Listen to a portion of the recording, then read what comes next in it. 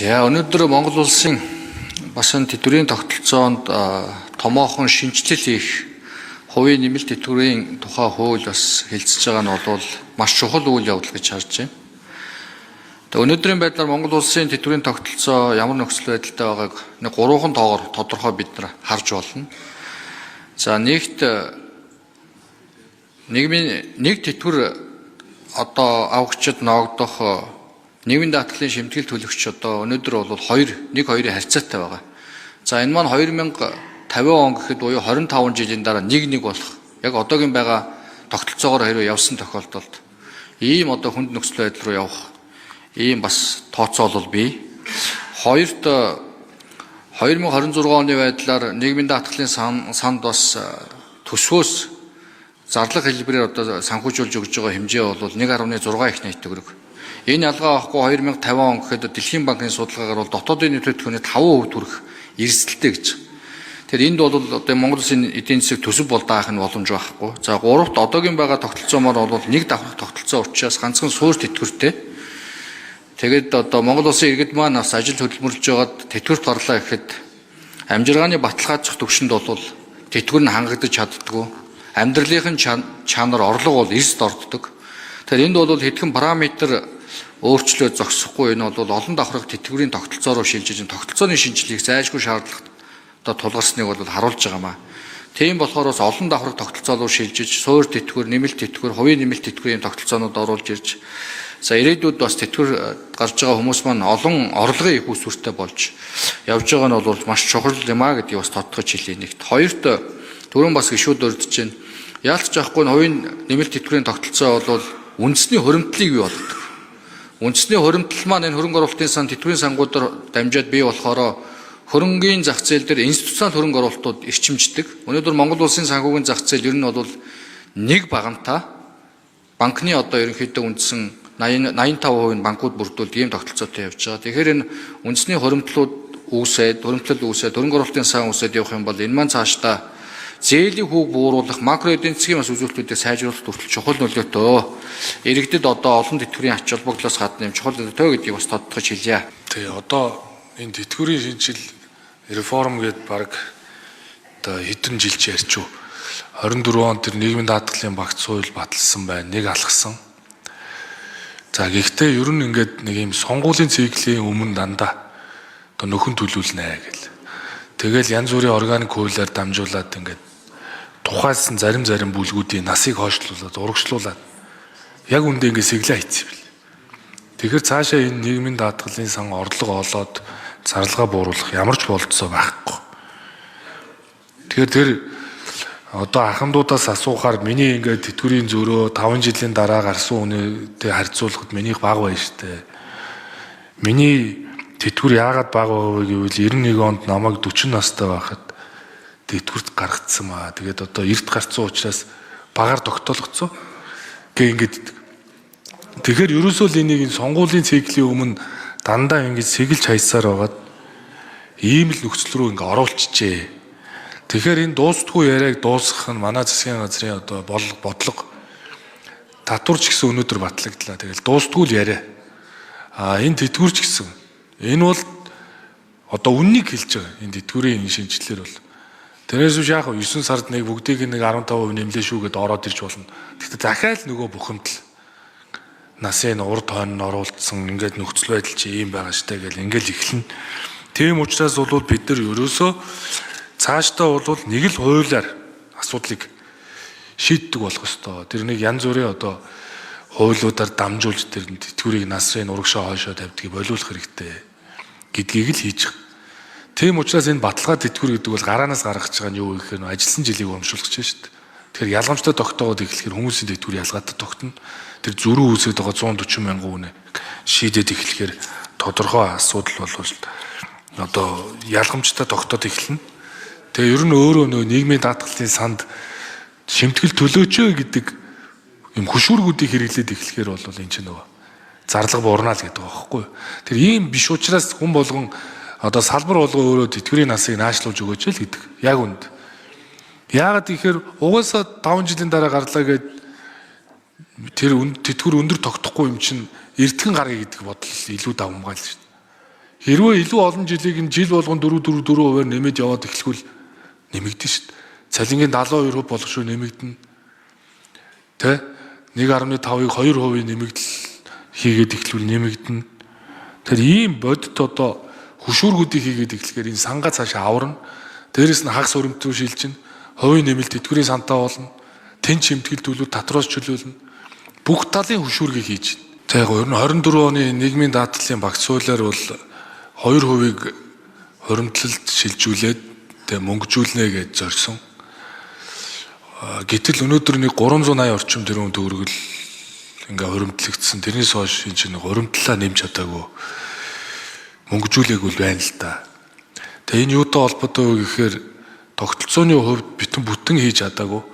Нэгэсэндээ бол тэр хуримтлалыг тэр хөрөнгө оруулалт менежментийн компаниар ч юм уу удирдуулад бодиттойгоор тэр өгөөжийн тэр даатгуулагчид өгж чадаагүй.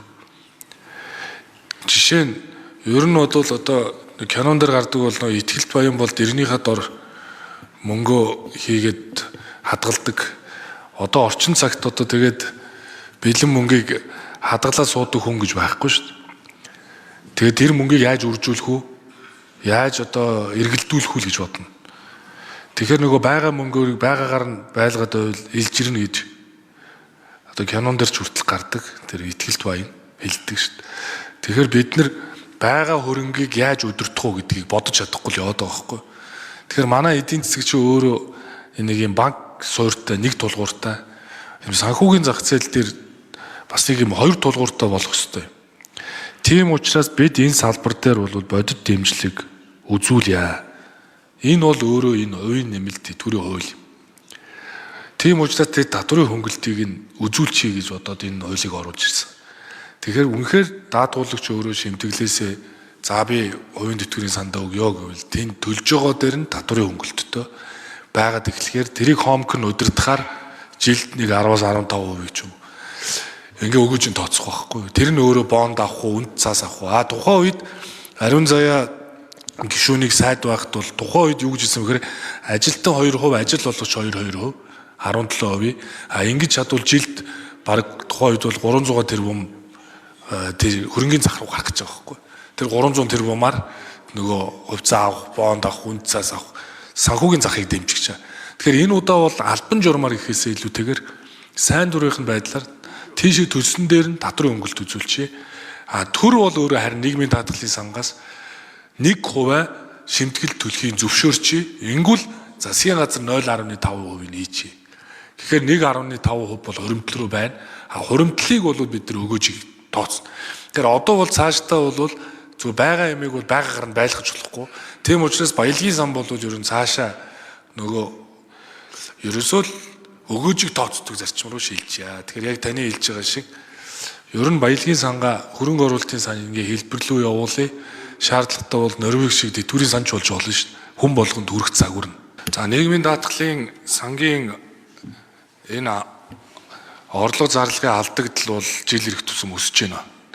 Тэгэхээр нийгмийн даатгалын сангийн хүрээг тэлэх, хөдөлмөр эрхлэлтийг дэмжих. За хөдөлмөрөөсөө өснийхөө тодорхой хувийг шимтгэлд өгснөөрөө өндөр насны тэтгэвэр тогтоолгоход надад төдий хэмжээгээр өндөр одоо тэтгэвэр бодогдох юм байна гэдэг сэтлийг төрүүлэхгүйгээр цаашаа энэ орлого зарлагын алдагдлыг бууруулж чадахгүй. Тэр жил ирэх тусам одоо алдагдал нэмэгдэж байна. Тийм ч учраас нөгөө илүү олон жил төлөвлөл илүү өндөр тэтгэвэр тогтоолгоно гэдэг үндсэн энэ зарчим дээр энэ удаагийн нийгмийн даатгалын одоо хуулийг энэ тэтгэврийн реформыг одоо өргөн барьлаа. 20 онд тухайн үед би их хурлын одоо ажлын хэсгийг ахалж ирсэн. Тухайн үед хувийн нэмэлт тэтгэврийн хуулийг 10 дугаар сард нь өргөн мэдүүлсэн. Одоо та бид хамтдаа хэлэлцэж байна. Тэгэхээр энэ тэтгэврийн реформыг хийснээр бол олон давхаргад болно. Хувийн нэмэлт тэтгэврийн сангаас тэтгэвэр авах нөхцөлийг хуулийн хүрээнд бүрдүүлнэ. Тэнд шимтгэлээсээ төлөх юм бол тэр аж ахуйн нэгжийн орлогын албан татвар бусад татвараас хөнгөлнө. За хоёрт бол ерөөсөө өнгөрсөн хугацаанд бид нэг зүйлийг орхиж ирсэн. Тэр нь юу вэ гэвэл нэг ажилласан жилийг урамшуулах тогтолцоо. Тэгэхээр 57 настай эмэгтэй 60-таа тэтгэврт гарыг гэвэл жил тутам 4% нэмэгдүүлээд явах. Энэ хөшүүргийг хийж өгч байгаа. Тэгэхээр өндөр наснд хүрлээ 55-60 нас хүрлээ гэвэл тэр хүнд эхлээд олон жил төлсөн шимтгэлээс нь харгалзаад 100-аас 300 мянган төгрөгийг үе шаттайгаар нэмэгдүүлнэ гэсэн үг. 100-аас 300 мянган төгрөг. Энд бол 504 мянган тэтгэвэр авагч хамаарагдаж байна. Тэгэхээр таны хэлж байгаа цэргийн албан хаагч нар хүртэл энэ баталгаа тэтгэврийг авна. Тэр old age security гэдэг байгаа бол олон жил хөдөлмөрснийх нь үндслээд тухайн хүн 15 жил ажилласан уу, 10 жил ажилласан уу, 20 жил ажилласан уу, 25 жил ажилласан уу гэдэг шалтгаалаад 100-аас 300 мянга гэхээр өнөөдрийн тэтгэвэр авж байгаа нийт 504 мянган ахмадуудад бүгдэнд нь баталгаа тэтгэврийг ажилласан жилээ шалтгаалж ялгаатаагаар тогтооно. Мөн 2013 оноос өмнө тэтгэвэр тогтоолсон ахмадууд бол 1,400,000 мянган цалингаас тэтгэврээ тооцоолсон байна. Гэтэл 2018 оноос хойш болохоор 2,400,000 мянгаас тэтгэврээ бодуулсан байна. Гэтэл 5 жилийн зөрүүтэй тэтгэврт гарсан хүний тэтгэвэр хоорондоо зөрөөтэй байгааг арилгаж өгөөч гэдэг асуудлыг ахмадууд байнга тавьдаг. Тийм учраас бид ахмадуудын тэтгэврийг 2,400,000 мянган төгрөгийн цалингаас нь одоо шинээр тооцох чинь гэсэн үг. Тэгэхээр тэр 140 мянган тэр тэтгэврийн зөрүүтэй байгаа ахмадуудын тэтгэвэр бол арилнаа. Тэгэхээр энэ бол одоо бодиттой өөрчлөлт болно. Дээрээс нь хагас хуримтлалыг бол энд оруулж ирж байгаа. Хагас хуримтлалыг оруулаад засгийн газар ч гэсэн өвөн дээр хариуцлага хүлээе. Шимтгэлээсээ 1% даатгуулагч төлөё гэвэл засгийн газар нэг 0.5%-ийг нь төлөхөд бид их олон жил ярьсан нөгөө хуримтлалт нь одоо нөгөө asset management хийгээд тэр бовонд авах уу, үнэт цаас авах уу, хувьцаа авах уу гэдгийг нь өөрөө удирддаг юм платформыг нэвтрүүлээ. Энэ бол таны тэтгэвэр, таны хөдөлмөр, тэр та өөрөө хяна гэдэг зарчим. Ингэж тэтгэврийн шудраг тогтолцоо руу шилжиж 2024 оны нийгмийн даатгалын багц хуулийн шинжилгээний дагуу инфляцтай уялдуулж тэтгэвэр нэмэхийг шийдэхгүй бол өнөөдөр 10% нэмлээгээд 769 мянган тэтгэврийн доод хэмжээгээр авж байгаа ахмадууд чинь одоо бараг 57% эзэлчихэд байна шүү дээ. Гэтэл эднэрийн бараг 3-1 нь 25 жил ажилласан байгаа байхгүй. Тэгэхээр энэ ахмадуудыгаа бид нар энэ зөрүүг нь арилгаж иж, баталгаа тэтгэвэр өгж иж, ажилласан жилийг урамшуулж иж, жил болгон инфляцтай нээж одоо уялдуулж нэмнэ гэдэг энэ зарчмаа барихаар хүн бүр одоо хүрсэн ийм тэтгэврийг